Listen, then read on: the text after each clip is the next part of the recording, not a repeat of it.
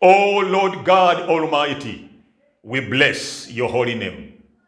Thank you for remembering us that in our generation you have lifted your chosen servant, General Muhoozi Kainerugaba, a humble man, courageous and full of wisdom, to become the 10th president of this blessed nation of Uganda, the Pearl of Africa.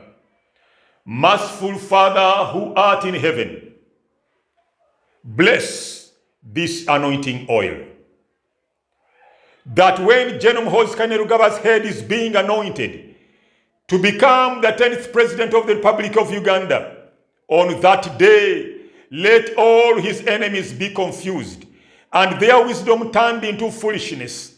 Let them fall into the pit they have dug.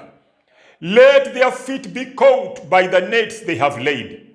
Let every weapon formed against him, your servant General Muhoozi Kainerugaba, not prosper.